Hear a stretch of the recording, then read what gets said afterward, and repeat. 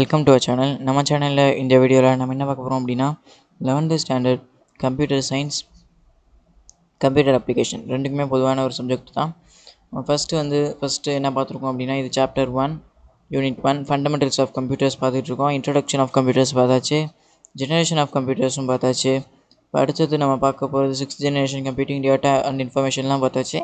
இப்போ நம்ம பார்க்க போகிறது components of computer.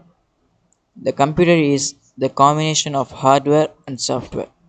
கம்ப்யூட்டருங்கிறது hardware and சாஃப்ட்வேருங்கிற ரெண்டு பிரிவுகளை கொண்டது தான் கம்ப்யூட்டர். ஹார்ட்வேருங்கிறது ஃபிசிக்கல் காம்போனண்ட், கண்ணுக்கு தெரியக்கூடிய விஷயங்கள். ஃபிசிக்கல் காம்போனண்ட்னால் எப்படி? நம்ம என்ன பார்க்குறோம், ஒரு கம்ப்யூட்டர் திறந்தால் என்ன இருக்கும்? Mother board, processor, RAM. Processor கூட உள்ளே இருக்கும். Mother board, fan, CPU fan, RAM, இது வெளியே தெரியக்கூடிய விஷயம். இது எல்லா போர்ட்லேயுமே கம்பல்சரியாக உள்ளது. ஒரு லேப்டாப் போர்டு திறந்தால் அதே மாதிரி ஃபேன் இருக்கும், ரேம் இருக்கும், இது இருக்கும், ஸ்பீக்கர், அதெல்லாம் எக்ஸ்ட்ரா உள்ளது. ஓகேவா? அதே மாதிரி கொடுத்துருக்காங்க பாருங்கள். Motherboard, memory devices, monitor, keyboard, இதெல்லாம் ஃபிசிக்கல், அதான் நம்ம தெரியுது நம்மளுக்கு. இதெல்லாம் hardware. While software is the set of instructions or program. அப்போ சாஃப்ட்வேர்னால் என்ன? இந்த ஃபிசிக்கலான விஷயங்களை ரன் பண்ணுறதுக்கான இன்ஸ்ட்ரக்ஷன்கள் தான் ப்ரோக்ராம். அது நம்ம அந்த இன்ஸ்ட்ரக்ஷன்கள் மூலமாக இந்த ஹார்ட்வேரை நம்ம இயக்குறோம். அதுக்கு பேர் தான் சாஃப்ட்வேர். ஓகேவா? இந்த ஹார்ட்வேரும் சாஃப்ட்வேரும் தான் இணைந்து நம்ம சிஸ்டத்தை ஃபங்க்ஷன் பண்ண உதவுது. ஓகே, கீழே பாருங்கள். Let us first have a look at the functional components of a computer. Every task given to a computer follows IPO cycle மாங்க, input process output cycle. Input வாங்கும், ப்ராசஸ் பண்ணும், அவுட்புட். அந்த ப்ராசஸ்ங்கிறதுல தான் வேலை. என்னென்னா, இன்புட் வாங்குறது ஃபஸ்ட்டு வாங்கிடும். நீங்கள் என்ன இன்ஸ்ட்ரக்ஷன் கொடுத்துருக்கீங்களோ அதுக்கான ப்ராசஸை அது செய்யும். இப்போ நீங்கள் கார்த்திக் 16 கொடுத்து அதை நீங்கள் கார்த்திக்கு 16 years ஓல்டுன்னு கொடுக்க சொன்னால் அதை செய்யும். இல்லை அது அப்படியே நீ ஃபைலாக சேவ் பண்ணினா அப்படி செய்யும். நீங்கள் கொடுத்த இன்ஸ்ட்ரக்ஷனை தான் அது அங்கே ப்ராசஸ் பண்ணுது. ஓகேவா? ஓகே, இப்போ கீழே பாருங்கள். It needs certain input, process that input and producers a desired output. அது ஒரு சர்டன் இன்புட்டை தேவைப்படுது. அதுக்கப்புறம் என்ன பண்ணுது? அது ப்ராசஸ் பண்ணுது. எதை? இன்புட்டை ப்ரொடியூஸ் பண்ணுதுன்னா அதுக்கு தொடர்ந்த டிசைர்டு அவுட்புட்டை அது ப்ரொடியூஸ் பண்ணுது. ஓகேவா? அடுத்து பாருங்கள். The input unit takes the input. Central processing unit CPU does the processing of data and the output unit produces the output. ஓகேவா? ஃபஸ்ட்டு என்ன பண்ணுது? இன்புட் யூனிட்டு இன்புட்டை வாங்குது, சென்ட்ரல் ப்ராசஸிங் யூனிட்டுக்கு அது அனுப்பப்படுது. ஏன்னா டேட்டா ப்ராசஸ் செய்யப்படுறதுக்காக. அவுட்புட் யூனிட், இந்த pink கலரில் இருக்கு பாருங்கள் அந்த டயக்ராமில், இந்த அவுட்புட் யூனிட்டுக்கு இது அனுப்பப்படுது. என்னத்துக்குன்னா அவுட்புட்டை காட்டுறதுக்கு. ஓகேவா? த memory unit holds the data instruction during the processing.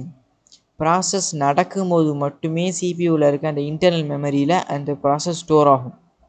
இது டெம்பரரி மெமரி. ஓகேவா? அது முடிஞ்சதுக்கப்புறம் அதுக்கு என்ன வேலை இருக்குது, அவ்வளோதான். கிளியர்?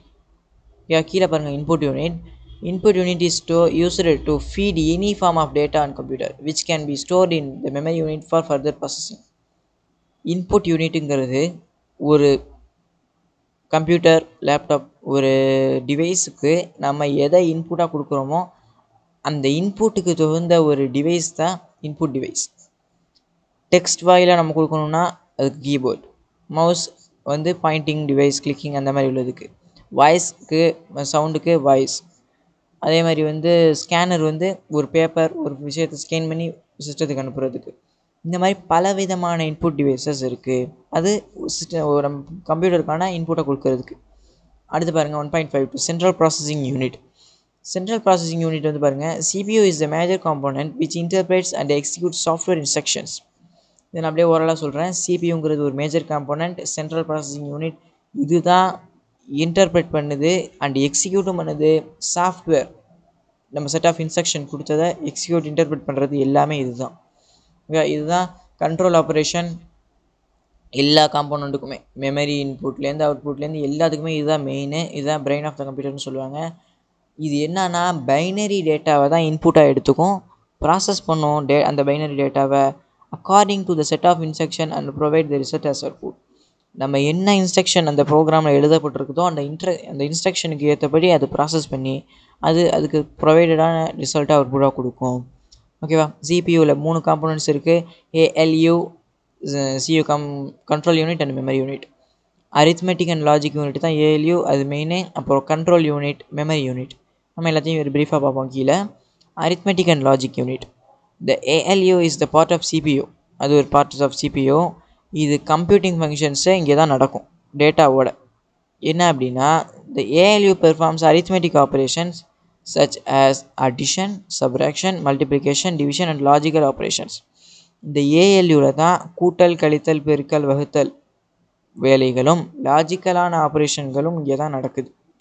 ஓகேவா? இது the result of the operation is stored in internal memory. நடந்த ப்ராசஸை இந்த இன்டர்னல் மெமரியில் ஸ்டோர் பண்ணிவிட்டு ரன் பண்ணுது, அவுட்புட்டாக கொடுக்குது. ஓகேவா? அப்புறம் இந்த logical operations of ALU promote the decision making ability of computer.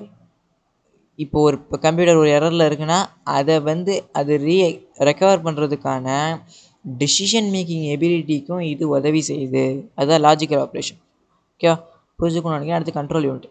Control unit என்னத்துக்கு உதவுதுன்னா, அதாவது டேட்டா ஃப்ளோ, சிபியூக்கும் மெமரிக்கும் ஏஎல்யூக்கும் உள்ள டேட்டா ஃப்ளோவை கண்ட்ரோல் பண்ணுறதுக்கு இது உதவுது.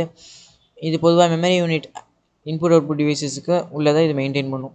அடுத்து output unit. An output unit is any hardware component that conveys information to user in understandable form.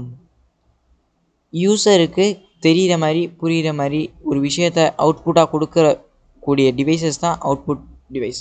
அது monitor, printer, speaker, headphone எல்லாமே அப்படி தான்.